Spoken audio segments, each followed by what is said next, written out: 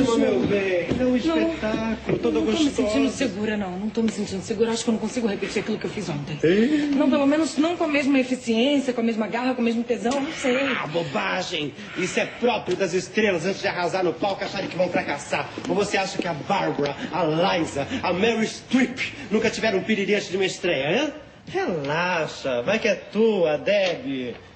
Eu não sei não, mas eu acho que é muita responsabilidade substituir a outra. É mesmo. E logo uma frangota dessa, gente. Eu chamo isso de luta de classe, gente. Nada mais justo. Quem tá por baixo quer subir de qualquer maneira. Nem que seja invadindo o território dos outros. Não se depender de mim, meu bem. Vou rogar uma praga nessa desenxabida. A Ponte vai se estabacar toda quando descer pelo cano. Ou então tropeçar em cima do queijo e quebrar o sal. Que isso? Que escreve. Come mais um pouquinho desse bolinho de carne, ó, filho. Carne é proteína, faz bem.